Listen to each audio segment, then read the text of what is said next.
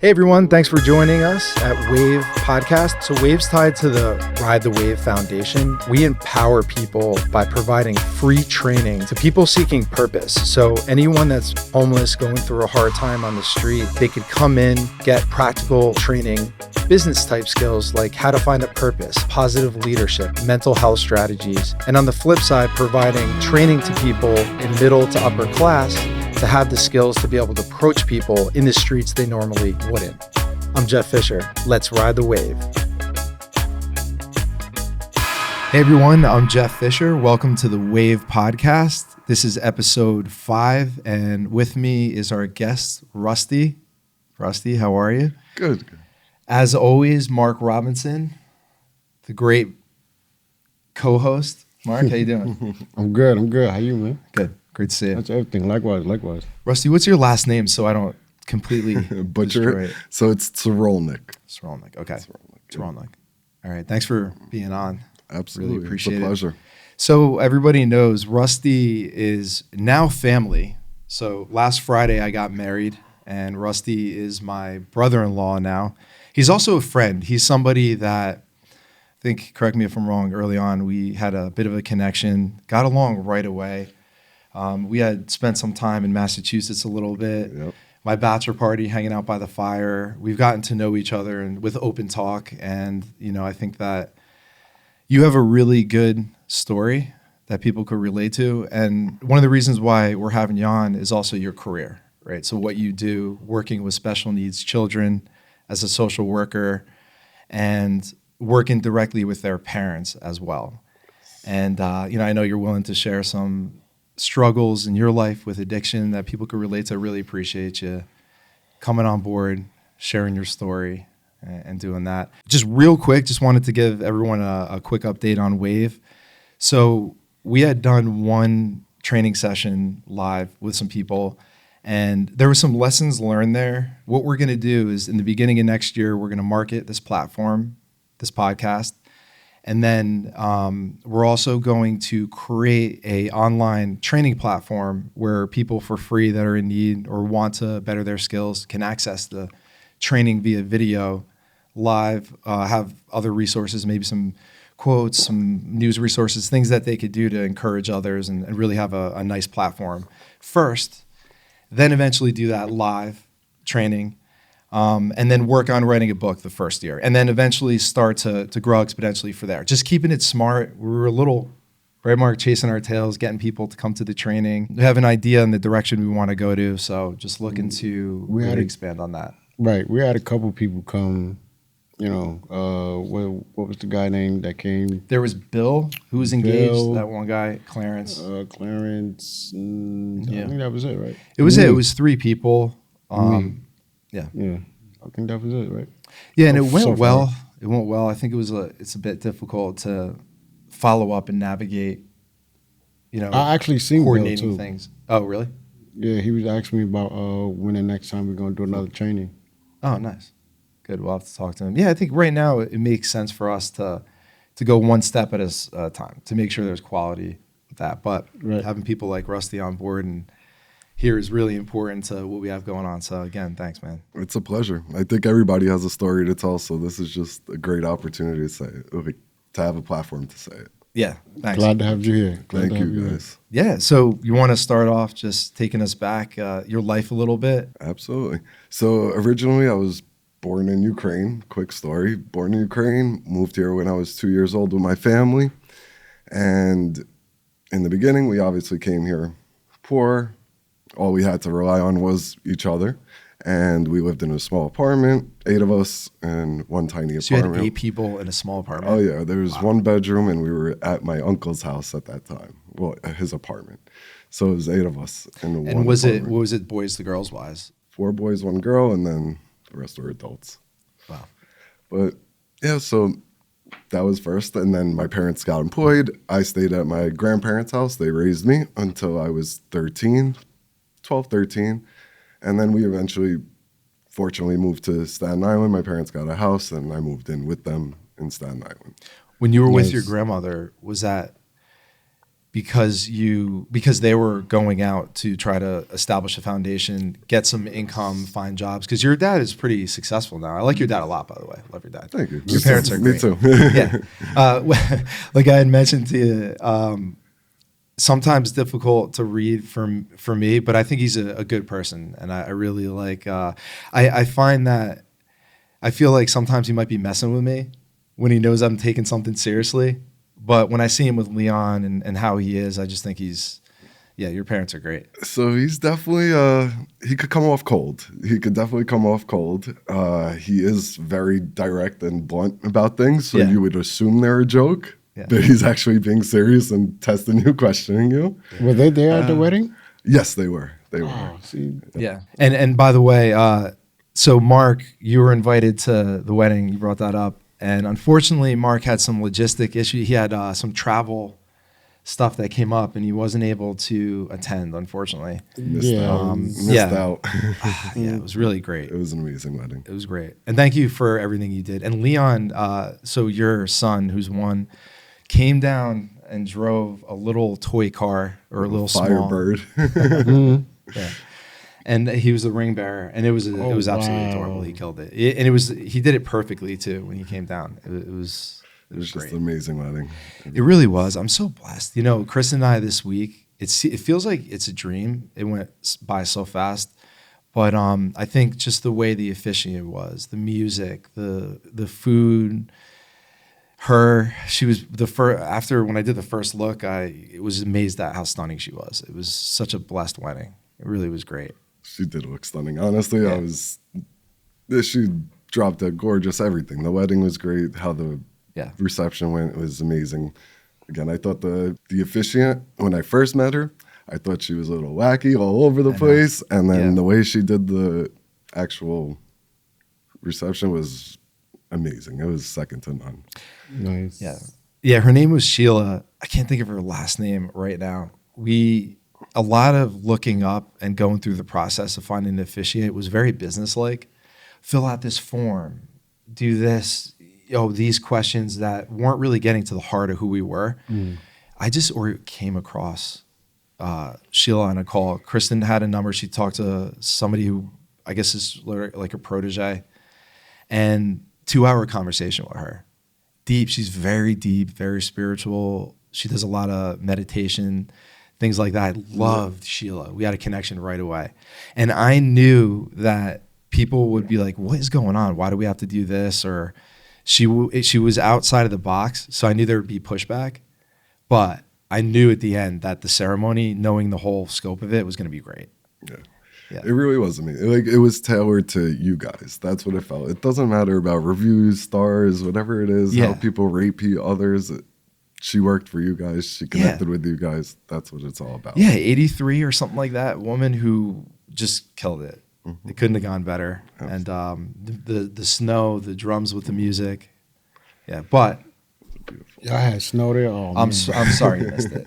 I know, Mark. You I gotta show me the pictures and the video, and we will. We'll make sure you get all the photos, all that. Would have loved to have you. It just my phone, like I had said, was in the. Maybe we just have to rooms. do it again. Yeah, No. we will have to do it next event. You know what? Maybe someone else will get married soon. But yeah, overall, again, thank you so much for your help, support. With you and Kim, the rest of Kristen's family, right away, so welcoming, just such a great family that's positive. Every family has their moments, but loyal to each other too. And to have Chrissy sing, that was just so nice to for him to be able to do that, have a platform for him to express, because he's so talented with the singing. So Yes. back to it.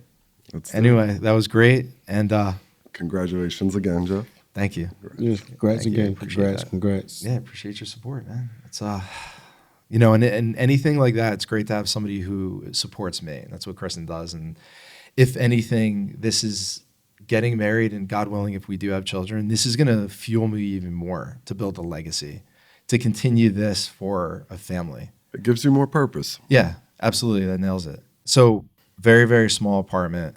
That is a very tight space for that amount of people. Did that, for you, give you any Did it do anything for you as far, not survival of the fittest, but as far as being independent, having to do things on your own more? Like, how did it? So it definitely I ended up realizing the effect it had on me later on in life. Yeah. Obviously, when I was at that time and place, it was great. I was living with my grandparents. They showed me love. They cared for me. They let me do whatever I wanted.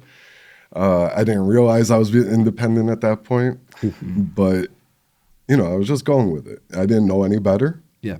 So I was just doing what I had to do.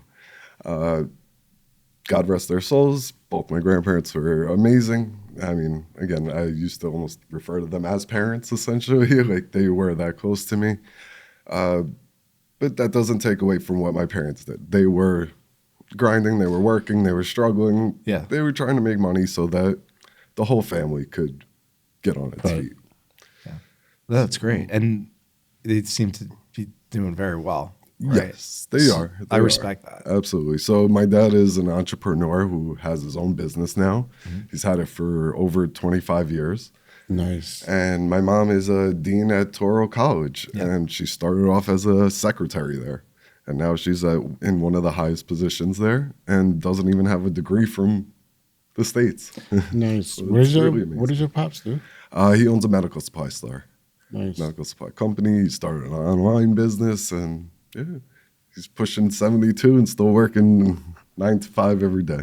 Nice. Good. Shout out to Sasha and Ella. Good You man. guys are great. We love you. Some of the hardships that came up or addiction issues that you had mentioned, do you think that the freedom aspect of being able to go where you needed to was played a part? Do you want to expand on just some challenges that you had? So, I mean, starting 6th grade, when we moved to Staten Island, junior high school, 6th grade, I was already taking the train to school by myself. I didn't realize what that was back then. Everybody else was taking school buses. I was taking the train. I just figured out a quicker way to school, so told my parents, and they let me do it. They didn't think twice because they didn't know better. Right. So I was taking the train, and that's actually when I first started smoking weed. So, it was easy because I would come home also. How old were you? At that time, I was 12. Yeah, I think 12. No, younger even. I was younger. So pretty young. Yeah. Yeah. It's just something I don't usually talk about or admit, so I never added up the ages and Yeah. stuff. But Yeah. the first time I tried smoking weed was summer of 6th grade. Yeah. And part of that was knowing that when I come home after school, my parents are also not going to be home until 7, 8 p.m. after work. Right. So you So I had would a come lot home. of time. Oh, to, absolutely. So I would come home, munchies, whatever it was. I got to nap it off, and then, parents come home, and I'm already tired from the day of the school. So I was able to stay in my room and, sleep it off and relax and essentially. So it was actually very easy to hide it. Did I think I was doing anything wrong? Not really, because at that time there was already people stealing cigarettes from their parents, whatever it was. So I was doing that. So I think weed was the next step. Yeah. It was the eventual next step. Yeah. Did I start young looking back? Obviously. At that time, did I think that I was doing anything wrong? No. Right. I didn't. Yeah, I get it. So that independence, I guess, that freedom to do what I want lasted until I moved out for college. So from 6th grade to throughout high school, I was always on my own, essentially, where I would take myself to school. And I guess it was a choice if I wanted to go to school or stay at school. Did you walk or take the bus? No, it was always trains. Oh, the Trains train. and, yep, it was always This is public when you were living in transportation. Staten Island, right? Yep. Oh, Yep. okay, right. That's right. The train is there. And Get to then, the ferry too. yeah, and then, so the immigrant part and being able to tell my parents what to do and how to do it played a part there as well, because even when I was in high school, I started driving with a permit because I was able to convince my parents that with a DJ permit, I could drive with someone else in the car that has a license. Gotcha. right. So I was still 16 16, and I was already driving to high school, like borrowing my parents' car to go to high school. Yeah. And so I was one of the first in my grade. To You me, it drive to blew up my school. head. Yeah, I thought I was the cool kid. So Okay, yeah. everybody would come to my car after school. We would end up there, 6, 7 people, whoever it was, and then we would go for a little Yeah. blunt rides, whatever you want to call it. Yeah. So you were getting sort of popular in a way with friends because you had the ability, that loose sort of That freedom. that yes, freedom. Exactly. yes. That's what I meant. Because Exactly. we were able to go to my parents' house and Yeah. drink, smoke, do whatever we want. No consequences, no backlash, no one even knowing. Yeah. So I was able to get away with a lot. Yeah. And honestly, so eventually after the weed, started experimenting with everything else, with all other types of drugs. Right. Again, a lot of it because I knew I could get away with it. Mm-hmm. I knew I could just go home, disappear at home. And no not have questions, anybody no- be busting on you, Absolutely. giving you a hard time about it. I get that. So my attitude always was, I'm down to try anything at least once. Mm-hmm. And You know then what's I'll funny too? figure it out. My mom was someone who never, to this day, never smoked weed or tried an edible. Nothing. Just drinking occasion. Not a big drinker. And I used to come home just blazed, making the Ilio's pizza, and sometimes she wouldn't know or notice. I'd just be in the kitchen doing it, and I had it for a lot of years. I'm a bit surprised she never noticed, but So it's because she never had experience with it. Right. I say the same thing. Like, how didn't they see that my eyes were Yeah. always bloodshot or Yeah. that I smelt like weed at all times, you know? But they just didn't know better. Yeah, So they didn't question it. And also, they didn't want to look at us in that way. yeah, They didn't want to think their son's smoking weed and doing whatever else. yeah. So I think my for us, mom it's that not. raised me, I don't know if she knew, but my father knew. Yeah. How was that? Because the last thing, he will always, like in the morning sometimes, or when he come home from work, like I would always just, I would sneak his coffee. I would eat like the little crimpet cakes he used to have. I used to sneak them. Yeah. I used to take a bite, or it came in 3 in a pack. Now it would come in like 2. The munchie bites, you mean? The trinkets. When the you cream were on top. having munchies? Yeah. Mm-hmm. Yeah. Ralph, my stepfather, who's a father really to me, so step I use loosely. Whenever I used to be out at the bars and would be way too like drunk, or if I was high, I would never go upstairs. I would go downstairs so I didn't make noise by my parents' room. So I'd be sleeping on the couch, and he had to know some mornings. When he would sleep downstairs, there was a slide glass window. And sometimes to sneak out of the house to go to a club or something like that, I would just unlock the slide it open, and leave, go out the back. But when he got up after sleep, I had no way to go and lock it from the outside, so it was always unlocked. He would have to get up probably and lock it. He had to know I was doing that, and he always got my back. He never ratted me out to my mom or anything. He one time said to me, he was like, you're smart for going real quiet down the stairs and not waking up your mother. I was like, thanks. he was cool about it, but yeah, I think that he had to know. I never asked him. Yeah, I'm sure he had some ideas. I think he was covering up for me. Yeah. Yeah. As long as you got back home safe and sound, I feel like Yeah. he kind of covered it up. Could have been. Yeah. And even though I had experimental phase, I've talked about it a couple times here, I could see where maybe it could lead to some things that had happened to you. I'm grateful that it didn't to me. But so when you were Absolutely. then you start more into the experimental phase of other things. So eventually, after high school, I got into Albany University. So why I chose there was because it was a great business school for State University, and it was #1 party school at the time. Did I share that with my parents? No. They just thought it was the best business school out of the SUNYs. So I got up to Albany, and at that point, I did come up with some drugs up there to sell, to use, to sell, whatever it was. Mm-hmm. And I also played basketball and sports a lot. So I got to know a lot of people very quickly. And that's when the drug use actually ramped up. Yeah. Where it really became a problem was once I started with the opiates. So it started as a painkiller.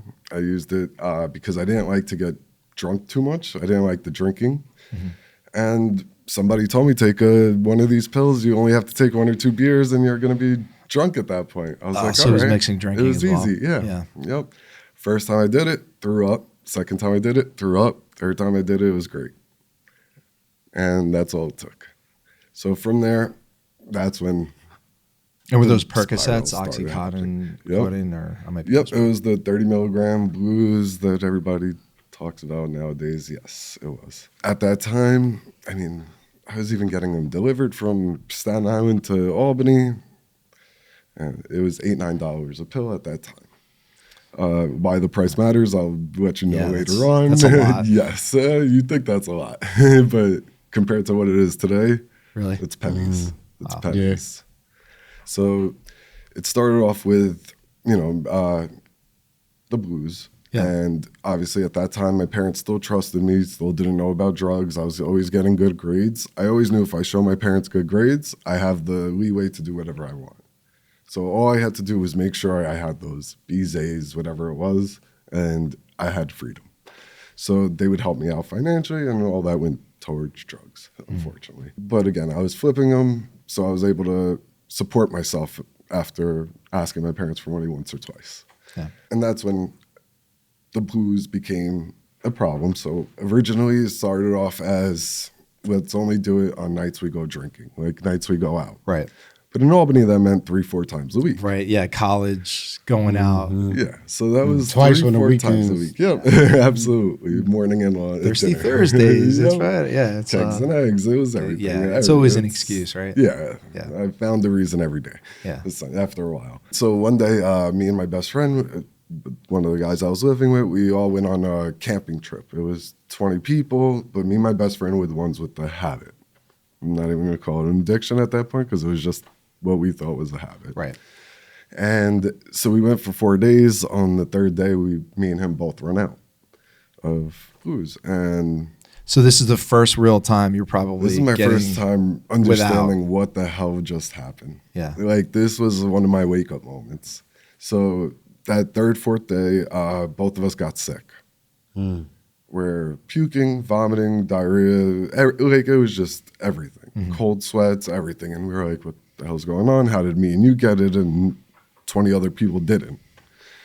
So we were like, all right, let's go back home. Like we obviously can't be sleeping in tents outdoors. Like let's drive home. And how old are you around now? You said college, so so that was like 18, Early 20. 19. Okay, 18. So you're not 19. quite 20 yet. Yeah, it while was this like is 18, happening. 19. So it's sneaking up on you in a way that you're spreading out, feeling like you're being responsible. You're not noticing that it's putting a hook in you.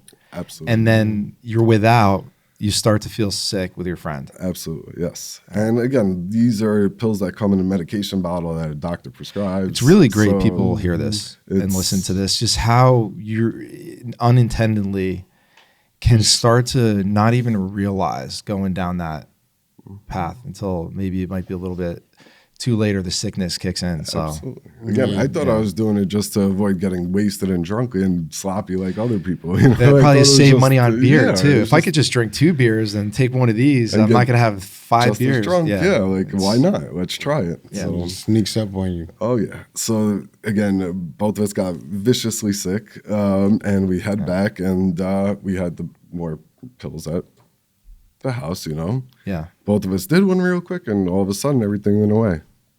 So we were like, "What just happened? This makes no sense. Like, how did these blues just take away vomiting, diarrhea, like cold sweats, sore legs, everything?"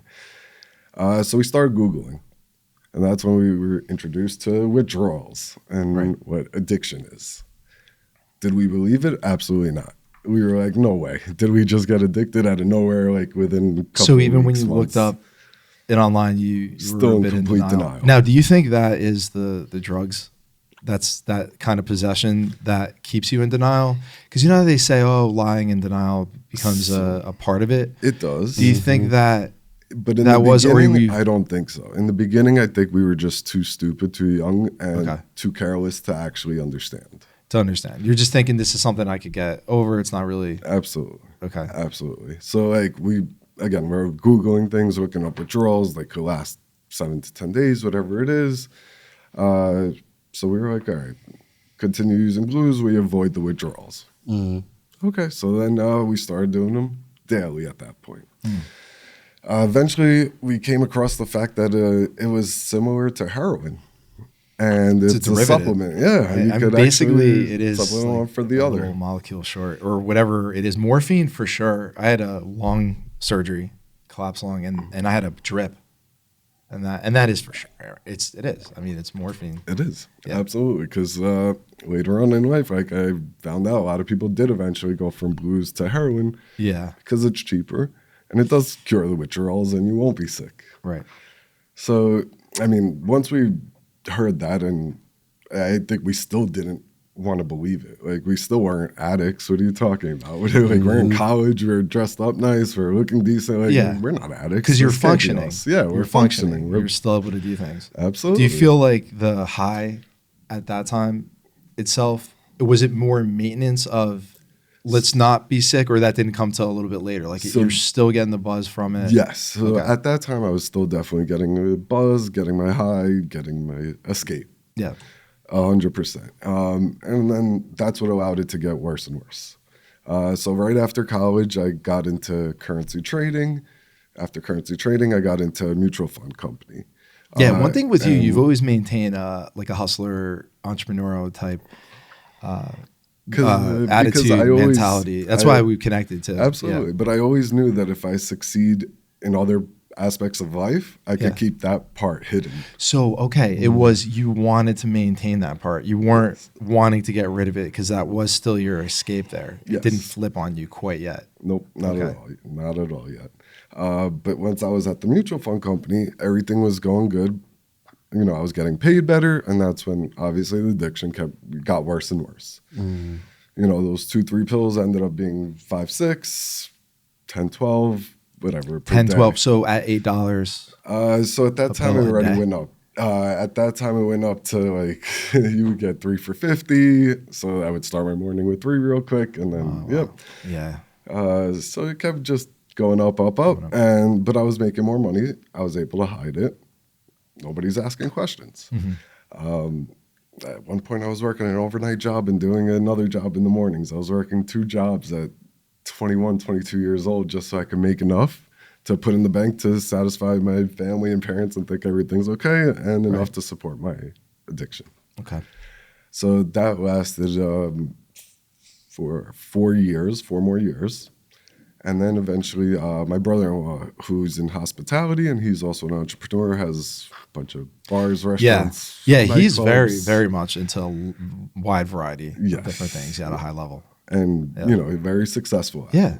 He's great. So to me, it was an opportunity. He asked me if I wanted to come on board because he wanted to expand his company and keep growing. And, you know, to me, I was like, all right, I get to avoid drug tests in finance. Yeah. I get to work in hospitality and grow, essentially. I had less restrictions, less things holding me back when essentially I was my own boss working with him. Yeah. So that's when things really began to spiral out of control. Gotcha. Yes. So I was working the 10 to 6, and then I would go and do managerial work after that, GMing at the bars, at the restaurants. So it was really an all-day, all-night job.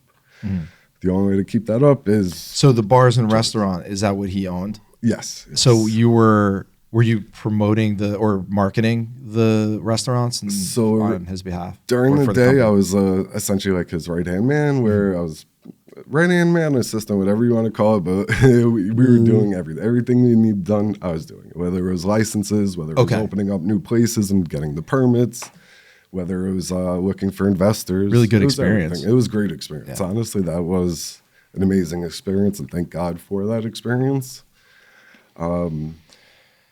But yeah, Behind the scene, though. Yes. Yeah, the there only was way that to keep that up elephant in was, the room. But the problem became that eventually the booze weren't enough, Yeah. and at that point it was maintenance. So it got to a point where I needed 3 just to stay asleep for a few hours. Okay. Then I needed 3 to wake up and take a shower. So it Then was I really needed- to get normal. yes, it to was feel just normal. to feel normal. Okay. At that point, it was just to feel normal and avoid withdrawals. But part of me was still missing that ability to get a little buzz and a little high. So that's when I added Xanax to the mix and other drugs to the mix. And at that point, everything starts slowing down a bit. So how do you counteract that?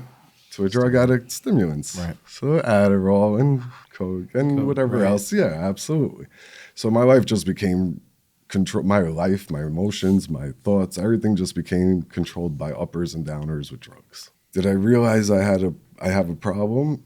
At that point, yes, I did. Because I knew I couldn't take a day off, and the addiction was just getting worse and worse. What was Pills were stopping going up. you, do you know, from reaching out to get help or to cry out there, knowing that it's something that Shame. is a secret? It's ego. I was It's going to ask if shame. it was pride or Absolutely. just I mean, I didn't realize letting it people then. down. At that point, I didn't realize it. At that point, I was just like, I have to keep up this secret. Mm-hmm. I mean, like, how am I going to tell everybody I'm an addict for the last 10 years? So did people then begin to sort of see it come to fruition a little bit? Maybe you were nodding off or doing certain yes, things. there was definitely things that started to raise red flags. Yeah. But I guess my family was still so naive to drugs and how, you know, that was like Right, an how it essential works. epidemic. Yeah, it was everywhere. Oh, yeah.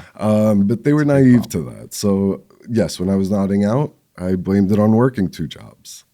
Okay, that's understandable. Mm-hmm. When I would miss a birthday or a big family event or any event, I had to work. I needed a break. I was crashing. So Yeah. it was a good excuse. Like, and I was able to, again, keep my drug addiction hidden. Yeah. So did I know it was a problem? Yes. Did anyone else know? Because of pride, ego, shame. And no one spoke about it like that. Yeah. Especially like in my family, nobody so much as used weed or alcohol like that. Really? Yeah, nobody had tried anything. Like that was the Yeah. secret, I guess. So I would assume too, because you're in that situation, you wouldn't you feel like maybe other people won't relate to you because they don't know what it's like to go through that. Because you could say, oh, you should do this, you should have done that, you shouldn't have made these choices. But it's great, your story, because it just goes to show how many people may not have an understanding of what addiction truly is. Right. And how it could be slowly, gradually just get in and seep in there without maybe even noticing it. And the reasons why somebody wouldn't want to come out and why they would be maybe ashamed to admit it. And I could get that. But I that's could why it's understand more. that. But that's why it's more important that more people talk about it. Absolutely. Yeah, it's a good point. That is a very good point. Because again, in my family, I was originally the only addict, and ever since then, there has been other cousins, other family, close members that have gone to rehab and needed help because they had the courage to speak up, and they weren't the only ones in the family. Do you think if there was education earlier on, if you knew coming to this country, whether it be high school or whatever time, middle school, if they dove deeper into what it is, the psychology behind it, how it could happen, not just here's a goggles that are blurry and, don't do drugs, just a little bit more information, statistics, saying like, here are some of the triggers or things you may feel if you're approaching this addiction. You may feel ashamed to admit it. You will have those symptoms after because you didn't really have any recognition until it was too late and you Googled it. And then you may not have changed anyway, but at least having that knowledge up front of, I am feeling this right now. That's right. I did get that in class, that this symptom physically could happen. Mm-hmm. Do you think that could prevent anything or at least help to give knowledge to kids? Be honest, will it give knowledge? Yes. Will it change much? I don't think so. Because even after I knew all the consequences, I knew all the issues, I still didn't want to tell anybody. I still kept it a secret, and I still kept doing it. I didn't did you do know the anything full to try to extent stop going in it. though? No, I didn't. Yeah. But if I did, I don't think it still would have stopped me at that time. Really? Yeah. So if you knew the full extent. Because again, like knowing withdrawals last 7 days, all right, I'll be tough enough to go through it later on. Yeah. Like, again, this is years later. Okay, I'll go through it later. Yeah. When you push things off, it's easy. And do you think that it was numbing pain and maybe some unresolved past issues too? People kind of go that route. Yes, definitely. So eventually what ended up happening was my parents did find out. They were the first to find out that there was an addiction issue. Yeah. But again, naive to how bad things really are and how it is to cured. And even till, I would say till this day, my father still thinks it comes down to willpower. Like, you want to stop this drug, do it. Just drop it today and stop. Yeah. And, to me, that actually was extremely frustrating. And I was like, wait, what do you mean you still don't understand? Like, it's not about willpower. It's an actual addiction. Like, it's an issue. It's a mental health issue. Yeah. Right now, everybody where you're at, hold your breath And then as that panic of that breath starts to kick in and you're fighting for your life. I mean, I haven't gone through that, but I heard one time that stuck out to me. Somebody explained it like that, whether it was an assembly or something. Somebody had mentioned just holding your breath. Then as you're starting to want to survive and, that feeling, that's how, desperate it could be when you're withdrawing. And Yes. if that is even a fraction of it, I can't even imagine how painful, how scary, how just overall that must be, because there are patterns that I'd like to change every day in my life that I get pulled into, habits or whatnots. People may label it differently. But like things that, hey, listen, I really want to stop doing that, but I've developed such a pattern through the years to do that. And that's just like a draw there, but that like craving and that craving must be so insanely strong too. And So people, right. That craving makes all your fears, your worries, your joy, your everything disappear. Yeah. Your only focus is to get rid of those withdrawals. It's like when you have to really, really piss badly and you are running to the toilet holding your breath because it's just so terrible. And it's just amazing how this is quite that. That's one way to compare it. I mean, I'm just trying to I'm sure it's undescribable and it's on its own completely. Yeah. But just trying to intense wise get a gauge. It is. I mean, and another interesting part that I just want to touch on real quick, absolutely. how much of a mental game it is, how much of a mental struggle it is. Because even when you're withdrawing, as soon as you find out you have a connection and they're coming through in an hour, you feel better already. All those withdrawals go away somehow. How is the mind that strong to make all your withdrawals go away, even though you still don't have that drug in your hand? Right. Just because you know it's coming, you already feel better. Yeah. So just the anticipation of seeing it, that's it, and doing that that's how powerful it became. Wow. It really takes over mind, body, spirit. Yeah. It takes over everything. If you were to give advice right now to maybe a young person that is considering doing it over,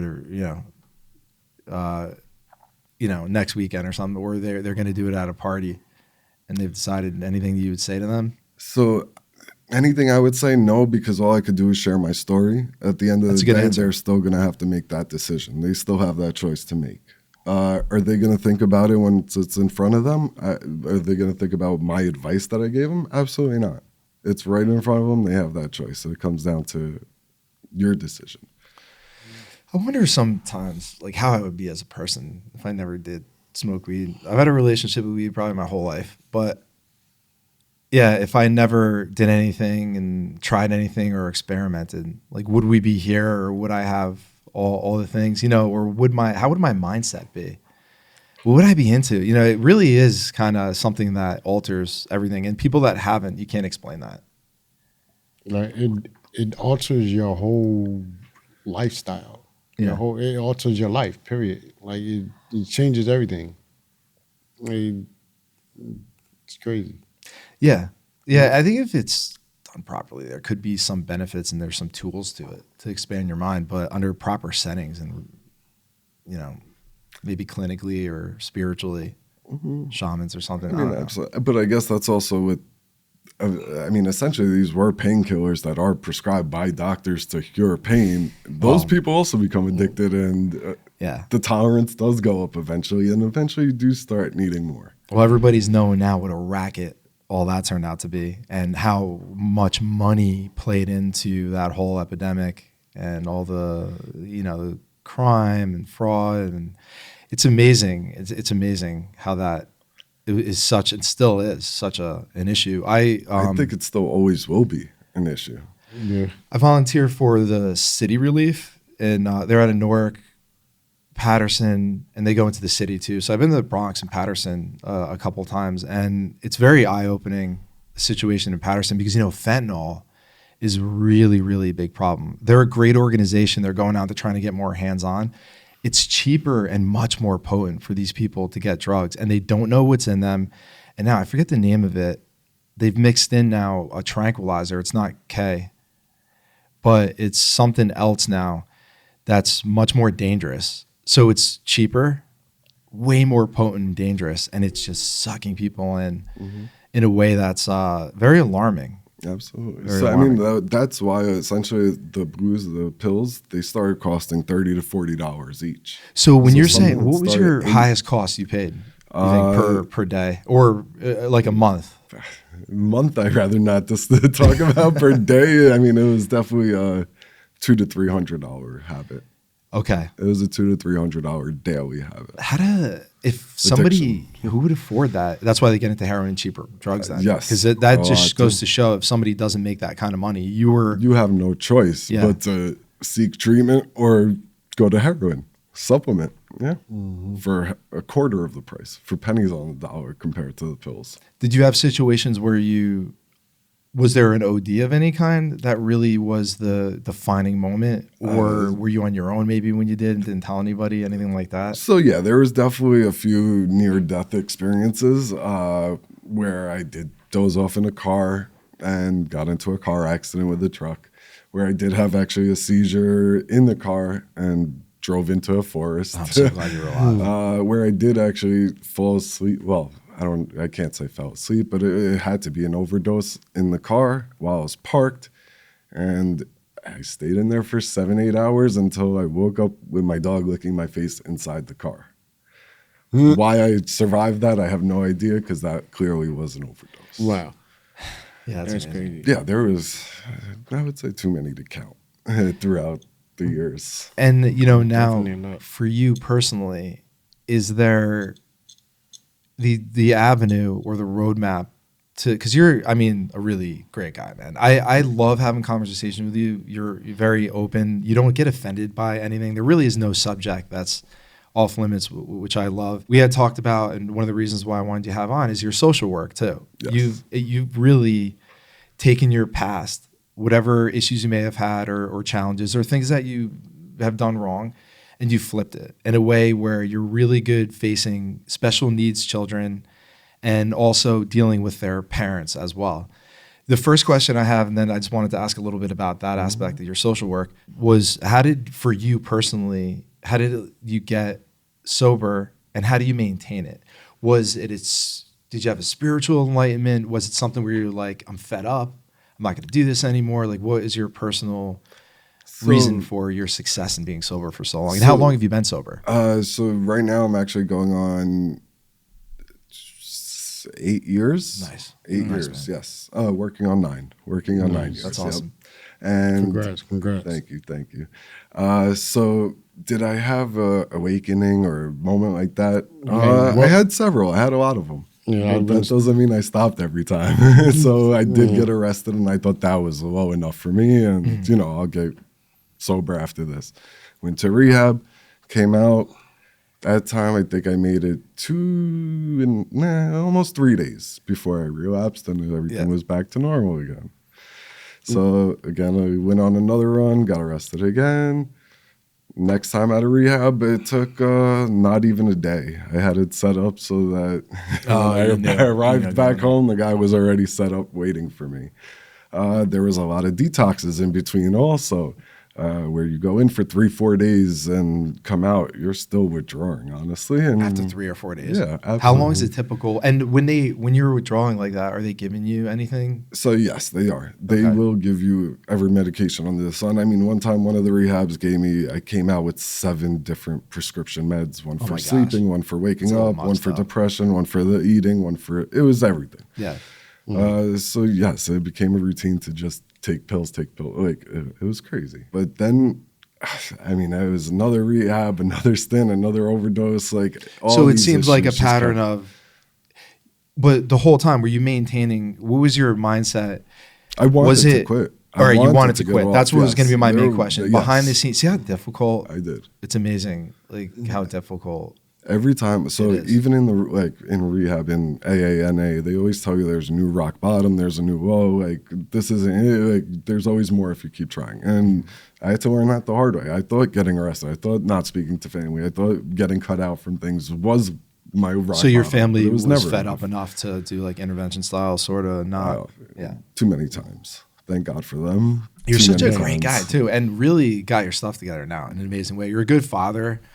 Leon is an amazing kid. I love Leon. I think he's a great kid. You and Kim do such a great job with him. Yeah, he's Just he's like It- boss it- baby. He's the man. it He's the is. cutest kid. He's chunky too in a good way. Like the chunky babies are the best. He's a big boy, yeah. He's Yeah. great. He's Yeah. my pride and joy. But again, tell me 5 years ago that I would be married with a child, Right. would have looked at you like you're fucking crazy. Yeah.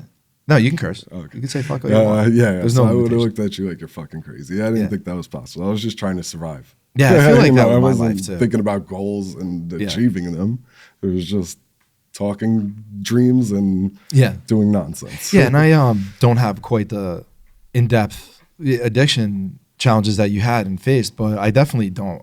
My life now, and it's happened really around 40, really surprises me where I'm at. I didn't see this coming in a good way, and I'm glad you're on this side. And so you think that you're getting on the straight and narrow path was more of the down times or the rock bottoms that you just got fed up, or were you looking to something else that So it was that Beyond yourself, and or- the support. the support? Yes, the fact that my family never gave up. Okay. Like that was really the difference, I think, in my life. Was the hardest part that hurting other people and seeing what they were Yes, going through? Yes. Okay. So once you do have a clear mind a little bit, Yeah. that's the first thing that hits you very hard. Everything you put your family and close ones through, because those are the ones that you hurt the most. Right. Friends, they weren't friends anymore. They Yeah. became memories, distant memories at that point. Yeah. My only friends were my drug dealers and anyone I used with. Yeah. But again, the fact that I was able to stay sober is because of the support I had. Yeah. Which is great. What was that very last draw that made you want to like, all right, I'm done? So it was a time where, so it was right after another arrest, and my sister actually came to me crying and told me that she didn't want me to see her kids, my nieces and nephews anymore. Couldn't talk to them because I was too high and fucked up all the time around them, and that she didn't want them around me. And until I got help, until I figured it out, she cut me off from the family. Oh, wow. So to me, that was like a big, what the fuck's going on? Like I grew up tight knit family. Like me and her were always very close. So that one really hurt. And at that point, this was like 3 rehabs later, 19 detoxes later. I was like, all right, well, I'll do whatever you guys want me to do. Tell me what to do. And I did try NA, I did try AA, I tried all those programs. It just wasn't enough for me, at least at that time.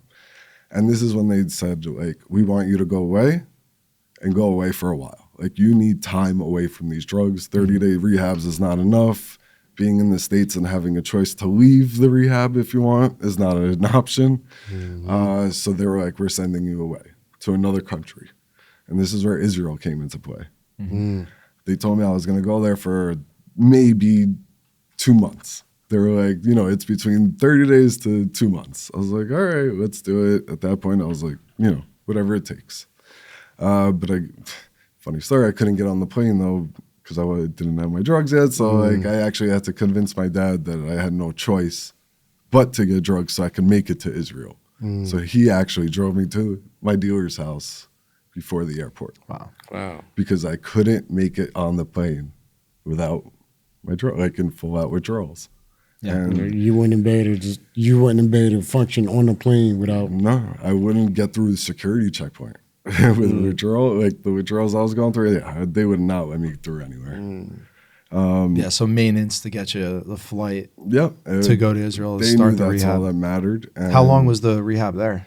So I thought it was going to be a month or two, Ended up and being years. yeah, it ended up being 9 months, and 9 then months, yep, yeah. and then halfway program in Israel Like a for another sober 3 months. sober living Yep. after? Yep. Wow, that's good. And And then was that voluntary while you were there? Did you say I So- want to stay longer? It was voluntary, but not like I knew my parents, like my family, really wanted me to make this decision to stay there. You knew they were sending you there, Yes, but and Okay. like at that point, I was just like, all right, you know what? Like all my choices led me to fucked up places, outcomes.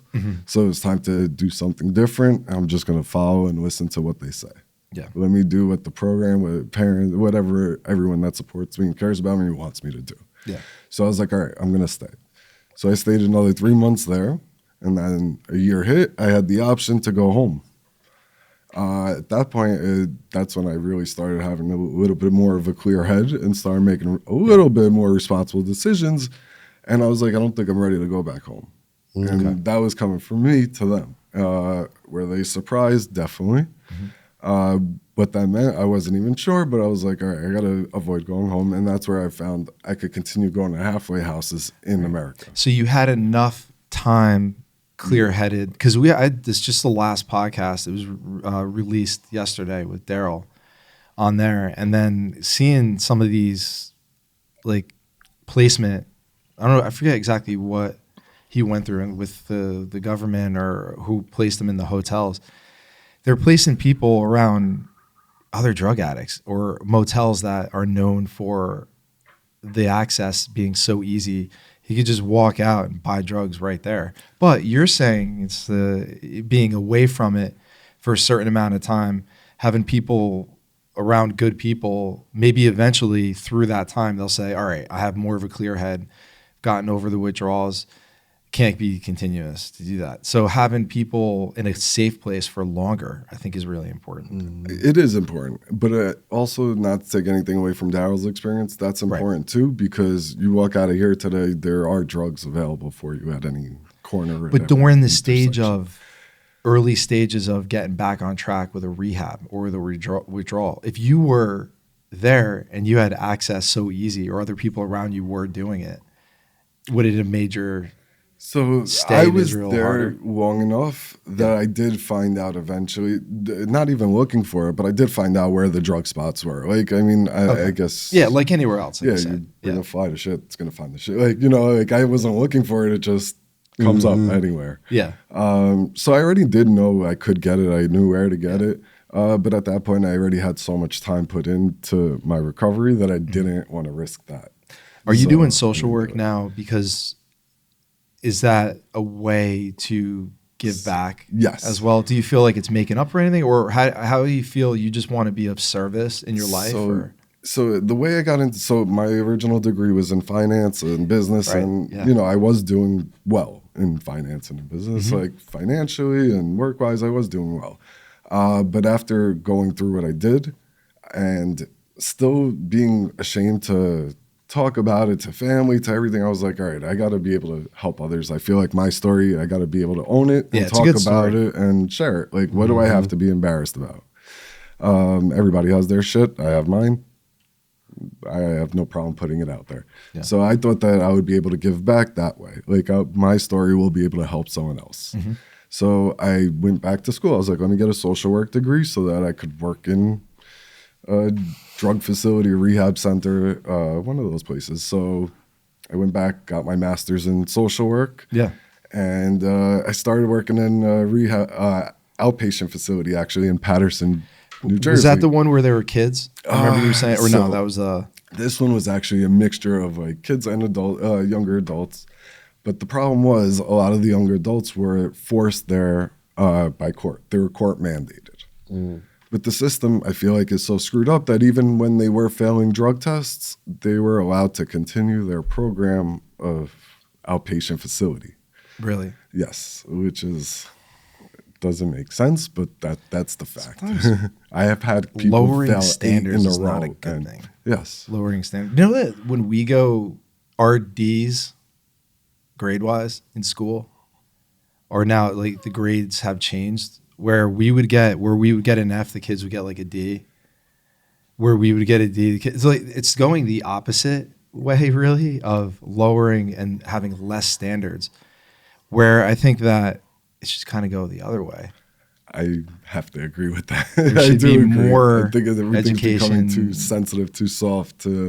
Yeah, it is. But purpose of this platform, like we talked about, to be able to have these type of stories that are real, and maybe one person can listen to it who's younger or can relate to it and find something out of it that maybe they could prevent from doing, or stuff like that. And there's could be all different kinds of stories like that. I just think that is really the key, because we human beings respond to stories. We're very, whether it's books, fables, stories, things like that, Marvel, it's always story related. I 100% agree. Actually, like one of my therapists that I got along with best was a former addict that went through it, recovered. You know, he had 20 plus years. That's the one I actually connected with best.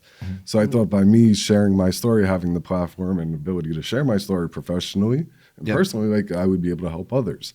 But one of the things you learn in social work actually is not to disclose your own stuff, not to put your own stuff out there. So like self-disclosure. So it was actually very frustrating that I couldn't share anything about myself when I was at the facility, outpatient facility, because it made it harder to relate to me. Right, exactly. Real talk. Again, it was Patterson, New Jersey. Exactly. So predominantly black area. And here comes a white kid, young white kid, driving, you know, college degree, educated, whatever. It was hard for them to relate to me. 100%. I'd probably still do it. That would be my problem. I wouldn't be good at that kind of stuff because not that, I don't know, kind of one of those things to do. Apologize later. I feel like that's essential for getting to know who the person that you're trying to help out. And that is to have an understanding of who the person is and to build trust too. Absolutely. To build trust, it's showing the human side, having a conversation about what the person's been through. And if they're looking at you just as a professional, not knowing what you've been through, yeah, there might be a lack of connection there or a lack of respect. I probably still would do it. You know, I still would do it to this like, so to me, like, didn't matter if they were black, white, Asian, whatever. No, I wanted to help them. I wanted to share my story. It didn't matter to me. Yeah. But to an addict, they'll look for any excuse to be able to use. Yeah. So the fact that I didn't relate to them, the fact that, I didn't know what they were going through. And I really didn't. The truth is, when it comes to race and all that, I don't know. Yeah. But the drug addiction part, I do know very well, but they don't need to hear that just to be able to disconnect from me. Like not to listen to what I have to say. So do you feel right now the space that you're in with the special needs kids, the parents, is you're able to make more of an impact where maybe you weren't in the position to prior? So it actually, how it played into it is kind of interesting. So, you know, I realized the outpatient facility where it was court-mandated clients wasn't the right fit for me. Yeah. And again, it didn't just come down to race. It came down to the fact that they were able to fail drug tests repeatedly and continue the program. Right. They were able to fall asleep in session and continue the program. So, like, I really didn't. Lenient. It was too lenient to the point where, like, there was maybe 1 out of 300 that actually came out of the program okay. Wow. I think it does a disservice. Yeah, right? It is. You know, I feel that way about friends too. Like if you were doing something and it was a little bit destructive towards yourself, or, you know, maybe something I noticed socially you could improve that would help you. But, you know, I don't want to rock the boat, or I don't want to upset you, or everything's going smooth so I don't say anything. I look at that as me as a friend doing a disservice to you. Because if it were me and I had a blind spot, I'd want to know. So this whole walking around on eggshells, not wanting to offend people, there's a way to deliver a message. Like love tough, not tough love. You know, because I love you as a friend. I'm going to be honest with you. I'm going to say the truth. Doesn't mean I have to be a complete jerk and yell at you and scream. But holding people also accountable for certain things is really important. So if whoever they are from wherever, if they know they could just get away with sleeping in a program that's supposed to get them better, there's no accountability there. It's too loose. It's way too loose. 100%. And by the way, I love that saying tough love instead of tough love, because, you know, originally in my recovery, my parents and family and everybody else thought it was tough love that was going to resolve this. So it was tough love, but again, I was just fighting it until the love became tough, and that was the support. That was the exact support I needed. Like the hard line. I needed to know, love you. So you're cut off until you fix this. Like, and we're gonna support you and like love you until you do. That love of them not giving up. Oh my God, that's the only reason I'm sober. Like honestly, that's the only reason I'm here. Like, and the parents of the kids that. So yes, that's where I was gonna go with that. So eventually, when I realized the outpatient facility wasn't for me, I just looked around, got involved with the facility children with autism, and that's where I work now. So a lot of the parents there, they do have addiction issues, predominantly alcohol and weed. So the baby's being born with like alcohol fetal syndrome and things like that? The ones that you're with, or they some just of them, okay, but a lot of times the parents are just so involved with the children with autism really? that they don't have jobs, they don't have lives. Their life is caring for that child. How do you feel about that when you So, see it? And you know, if you're dealing with a parent that's giving their entire life to a child, I don't know. And I guess the question really first would be, what state is a child in? Vegetation state? Is there interactions? Are they able to, you know, do certain things? Is like, where does So I work with clients from all types of low functioning, no functioning, high functioning, all Okay. types. And it's difficult for the parents in any situation, honestly. yeah, When they're high functioning, that just means you actually have to challenge them more and put more attention to them because they can get around and do some things that yeah, an average person could do, and they need a closer eye. yeah, Low functioning, you literally have to do everything for them. right. And your life is dominated by caring for another person. So their only escape often becomes weed, alcohol. Okay. Yeah. So they're escaping the pain of really making it their lives. And I don't know if you are able to disclose or if you know, is it the people that do that, are they religious to where they're taking after the child? Do they feel like there is something that within them is going to spark and all of a sudden they're going to come out of it? That's tough because It's some a very families, tough some moral families, conundrum some parents, they do accept the fact that this is the rest of their life. Because it is. A lot of these children are not going to get much better. Yeah. Yes, they'll maybe say a couple of things in sign language, or yes, they'll may point to a few colors or whatever it is on command. But are you ever going to be able to? Is that person ever going to be independent? No, they're not. Right. So parents do know that sometimes, and they are stuck with that reality that this is the rest of my life. Then I have those parents that they've been coming to the center for 10 years, and the child is now able to say 20 words compared to 5 words. 5 words, So they right. think that in 10 more years he'll get to 50, and 10 more he'll be fully functioning. Okay. And they invest their entire life into caring for him to grow up, to get older. So It's it's so difficult it is. as a parent. You know, I always, unfortunately, I do ask myself, like, if I was in that situation, what would I do? Right. Like, If if I Leon- would be if able to Leon- handle that, Yeah, I don't right. know. Like, I honestly, seriously doubt it sometimes. Right, like if you didn't know, and I know this is real. Mm-hmm. Leon ended up, he's a smart kid, he's gonna be great, but you know, God forbid, Leon is born with something like that. You didn't see it or whatever. Just having to, it's like kind of like get marriage. That's the part. If something happens and you're paralyzed, a week later, that person is giving up their whole lives to take care of you. Then it's really But you still have a choice with marriage. Yeah. You could still walk away. Right, When it's it's your- your child, it's your- what are you going to do? You don't walk away from that. Where do you walk away from? You walk away from leaving them in your house, or where are you going to leave them? What are you going to do with them? yeah, it's Yeah, weird. that's What do you tough. That's choice. It's hard. It's very, very What hard. do you think? If there's semi-function, that do you think that? And I know that too. When we talked, there was one particular person or young kid, right, that was almost in a genius level, knew things or knows things that is really almost impossible to know, especially if you didn't have access to online. Do you think that some kids may be in a state like that have access almost to a realm that we don't see, like they're half in foot into almost a spiritual realm or a connection to a divine source where they could receive certain information, or, you know, kind of the Rain Man movie aspect of who's a real person, that guy, I can't remember his exact name, being such a I genius. understand the question. I think there is no direct answer because obviously this Just curious is what not your something thoughts are that on could be that. proven. No.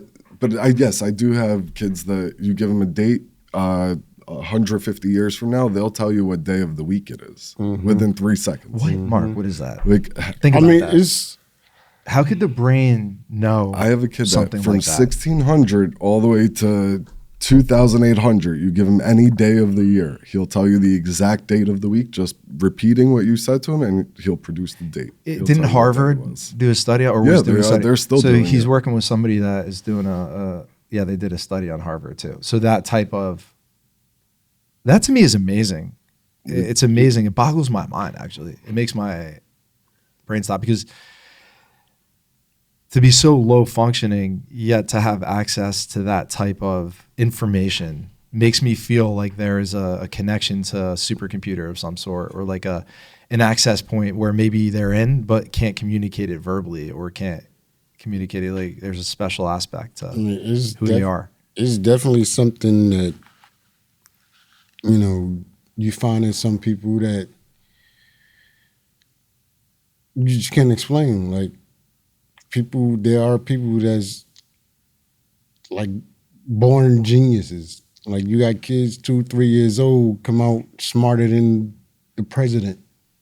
You know, you got kids. I be seeing videos online now where you got the youngest. What is the youngest?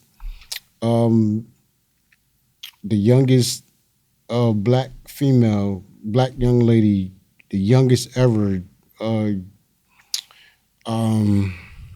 She just went to, I forget. She got a whole bunch of scholarships. Oh, right. To Howard, to whatever school she feel like she want to go to, she can go because she got scholarships. Yeah. Like, and there's a few kids like that, few geniuses recently that I've seen like that. And I can't think of their names right now. But yeah, where does that come from? Yeah. Why are they the special ones? I mean, it even comes down to physical. I mean, why did Jordan grow up being the best in basketball ever? Right. Like some people were just born special, born different, right. But to understand why that connection or how that connection is made, I don't know where I'll ever be able to. Those special abilities to do certain things that those people do is unexplainable. Yeah. It's fascinating. I think it's fascinating how whatever access in the brain, like if our brains don't function fully, or only a certain percentage of it, or certain areas function a certain well, but we're able to communicate, we're able to function, we have mechanical abilities in this dimension to maneuver, but somebody may access something we don't have in our brain, but then have those other things turned off. But turned on is access to something else that just can't communicate it over. It's not that was what I was thinking it was. Yeah, it's not that we don't have it. We just don't know how to tap into it or lock into it. Right. That's why we so busy trying to find out what's at the bottom of the sea and the earth and doing all this and sending people in submarines and all this other stuff. We need to find out, we need to, work on our brain, like getting our brain where it's supposed to be. What do they say? It's 10% of the brain is only used? Right. So maybe there are just certain functions that are on and off on theirs, on people that are, and I'm talking about the ones that have that really unique sort of genius side, like knowing that in the future. It just boggles my mind. It's amazing. It definitely does. It's also, it's like when a person has a disability, you know how they say when you have 5, 6 senses, when one of your senses are cut off, the rest heightens. So with children and people with disability, their physical, their physical body can be, messed up. Mm.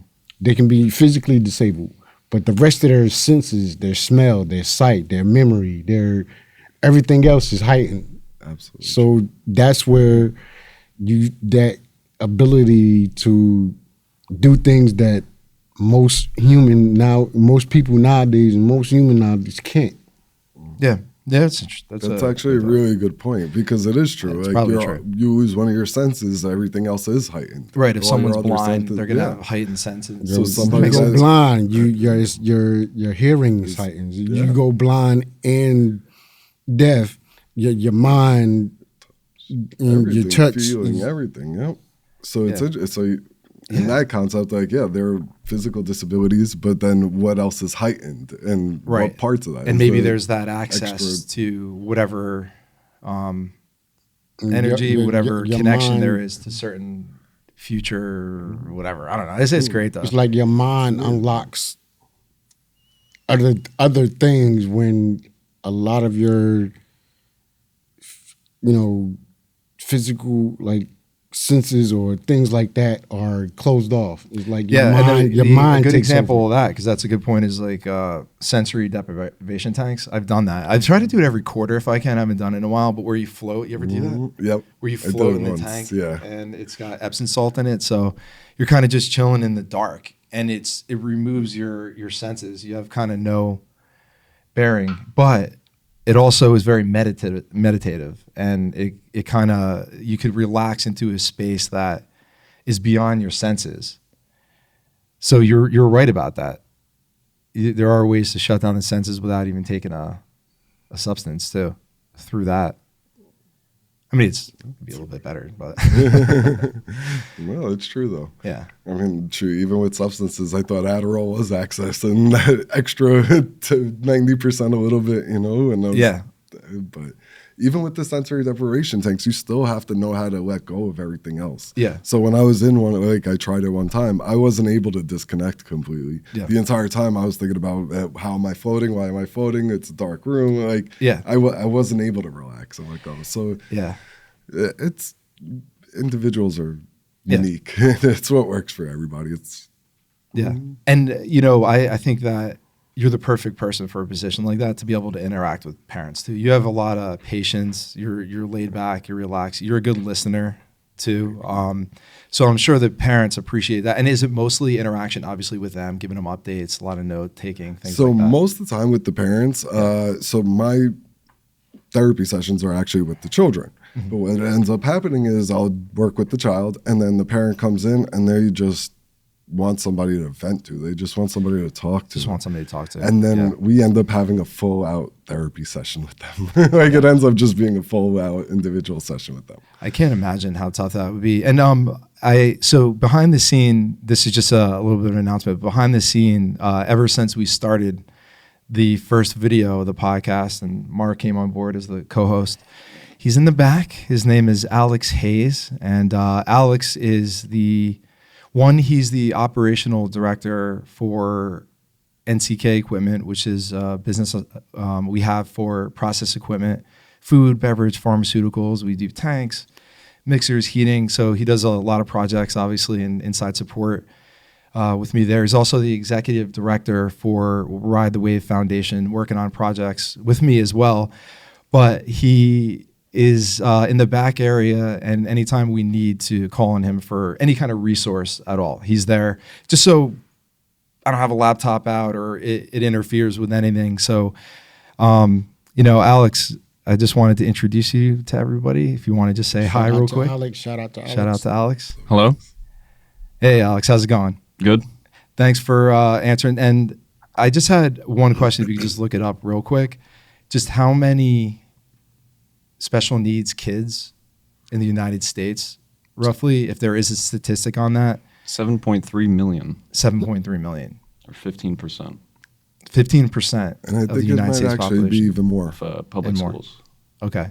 All A right. lot of Thanks, time- Alex. Thank you. Good Alex. intro. All right. And we'll be, I'm sure, calling on Alex in the future, but just wanted to give him a brief intro that behind the scenes he's been hanging out. So thank you, Alex. Thank you. And just to touch on that, That's a lot. So That's I think more it's than I actually thought, more. actually. I would say the number's even higher. A lot of people. I mean, is that just in the United States, or that's just United US. States, right? U.S. United all over the States. world would US. be. Yeah. Yeah. But so I think the number is actually much higher because we have a lot of parents that come in for evaluations and they find out their child is autistic. And then they're terrified of putting that on their records, on their school records, on their, that diagnosis stays with them. Yeah. They still have hope that their child could turn around or that we made a misdiagnosis or whatever it is. They just don't want that diagnosis added to the child's record. So that child is no more, he's not part of those stats. When I was I in- think it's actually much higher than that. Yeah, I was in elementary school. I was in second grade, and I didn't take medication until later, so definitely attention. And I was classified as perceptually impaired. Whatever that meant at that time, I guess, they would have me read a lot of stories and then give my interpretation after. I don't know exactly what they meant by that. whether it was the way I perceived the world was differently than other people. Like now, I realized that I learned a certain way that was a little bit different maybe than other students. They didn't do a good job of individualizing things, and I hope that that term is no longer a thing and they've moved on from that. But I was in special education all through my high school. So I even took a bus to another location school from 2nd grade to 6th grade. I came back to a middle school. And I know that then, at least, the teachers that were teaching the regular subjects didn't really care when they came into the class. They didn't really give us much work. They gave us movies. They were real laid back, they joked around sometimes. There was real no incentive for me to ever do any work, and high school was very social for me. I gained a lot of social intelligence in high school, and then after realized through my own exploratory, I had a way of learning that was just a little bit different than sitting there in a classroom. Mm-hmm. And I'm happy with my life. I feel like I'm successful, but even if it's on somebody's record, I don't know if that would define them if they were to get, and somebody that goes through that could be very successful. They could have a unique way of learning that they never figure out. But I do think in the person instilling confidence and encouragement that they can get there, and not slapping labels on everything like we do. Everything is, you're diagnosed with this, here's a pill. Right. You act this way because of this. Oh, I don't do this because that's not who I am. It's but always do you ever something. think about the pros of the labels? I do, because of when I knew that I had bipolar and it was diagnosed, it substantially helped me because I actively take care of it. Okay, so there are benefits. to There labels. definitely are benefits, but I do think we over-label sometimes too, 100%. and overclassify. But instead of saying, "Hey, like you could," it may be on your record, but that doesn't matter. Later on, you could be whatever you want to be. I get it to a certain extent, but I don't think it matters what's on a record. Records But then that record, though, puts you into a specific class where teachers didn't have expectations of you. So you didn't have to work towards anything.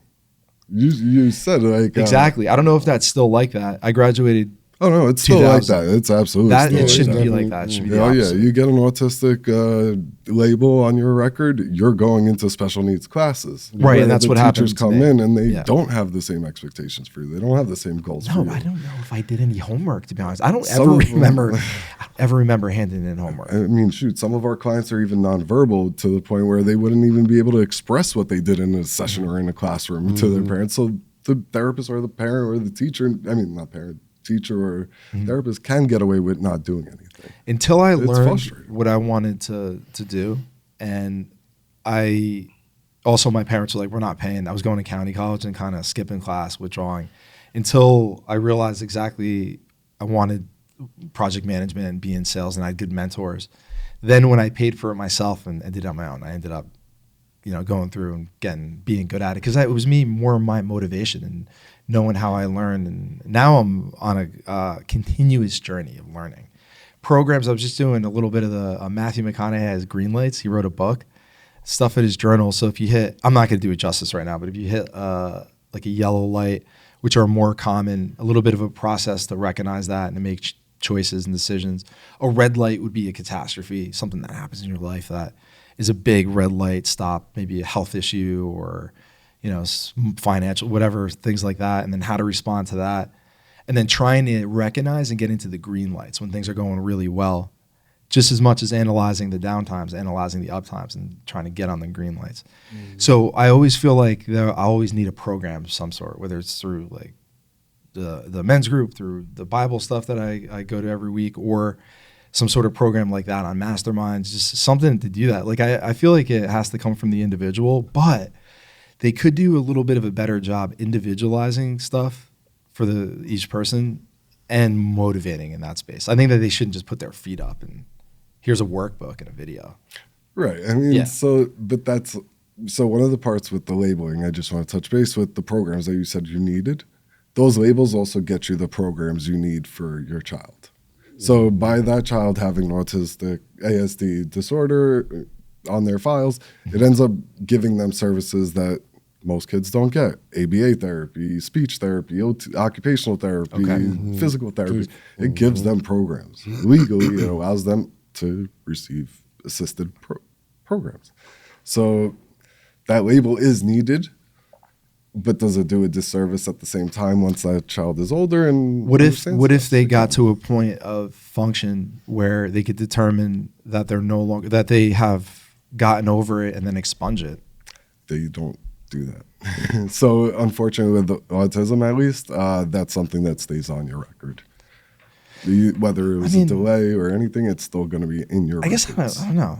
If you go through college or they learn and they're a hustler and they go online and the kid ends up doing really well, I don't know. It's just on the record. It's just a label. Right. At that point, Yeah. it wouldn't make a difference. And I think society has gotten much more understanding of those type of things too. Our generation, to an extent, Yeah. would you hire somebody with a disability that was nonverbal right now? well, nonverbal. Right. No. You wouldn't. I didn't know you meant You wouldn't. honestly, Like, let's be no. honest. You nonverbal. wouldn't. Well, yeah. I mean, there would be. Could be Yeah, type. listen, I don't know. like it's Yeah. hard to give them opportunities and all of this when you do have to figure out a way to work around so much. Right. Like I'm they're able gonna- to communicate, just not verbally to you. Does that mean you're going to hire them and support the cause? No. Like I mean, it's a challenge. And it's got to be such like knowing if you're a parent that has a child in the womb and then you find out, all right, there's going to be these disabilities, have to make a decision whether to keep the child has to be just a really, I mean, thank God difficult. we actually have that ability now to make that decision. We have because a few years ago you weren't able to even diagnose in the womb. Mm-hmm. So, I mean, it is a very difficult decision.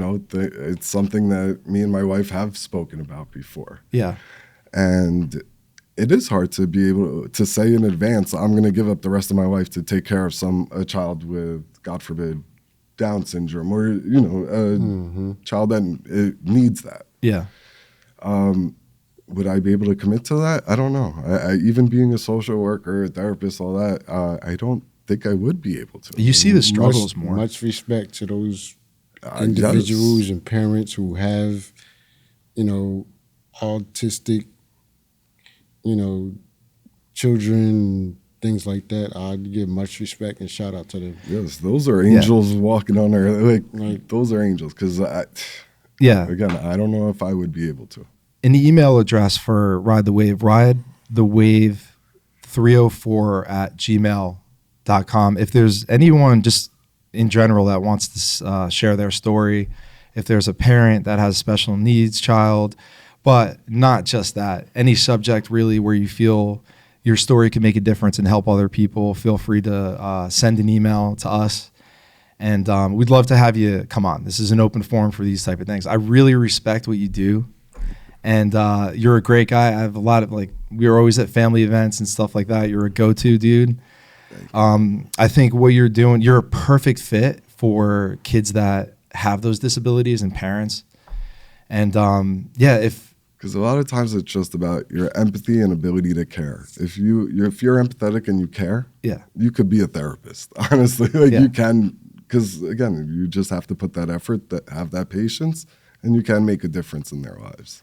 yeah, and it just goes to show this is an example. Anyone out there that thinks that things are hopeless, maybe in an addiction or things, and you think that your life is meaningless and you're not going to make a difference, that's untrue. Because you never know. And the more I have these valuable sit downs and just conversations with people that I didn't think I would, the more I realize the resilience in other people if you keep a positive attitude and try to push for it. There's really nothing you can't accomplish. My life is a complete surprise. Yours is. At that time, you did not think that you'd end up having a beautiful baby, right? A wife, and your parents are all good. I Everything didn't is think great. about making it to 30. I didn't think know. about the next day. I just thought about that Right. hour. Yeah, so sticking it out Right. So in time. It's a blessing, yes. Not giving up and having that support. Yeah, this was very valuable just to look under the hood a little bit, get an idea what the parents, and special need kids just go through a bit, and then also your challenges and what led to being social work. Because I'm sure that people that are in a position like social work or, anything where they're giving back, they have a personal story. I think that should be shared more often to everybody. And as we do video and eventually live training for Wave. Love to have you come maybe. I would love speak to be people back, about of it. course. Yeah, Of absolutely. course. I think there's Or another session. endless discussions to be had on both subjects. Yeah, there really is. Even if I didn't know if you wanted to bring somebody, a parent, I think that expanding on that would be a real interesting, getting somebody's personal take on that. So I think starting the conversation is the beginning piece to solving all these issues, and Or at coming least up. attempting to solutions. solve. Yeah, absolutely, just through dialogue. Thank you so much, Rusty, for Thank coming you on. guys. You did That's a awesome. great job. Thank you guys. Mark, as Mark, usual. thank you. And Alex, thanks for the statistics. We appreciate that, man. Thanks for having me. Absolutely. All right, everyone. This concludes the 5th episode of Ride the Wave. We appreciate you. Take care. Talk to you soon. Bye. Thanks, everyone, for joining us at the Wave Podcast. If you like the content and want to see more, please subscribe to all our social media platforms. They'll be listed below. See you next time.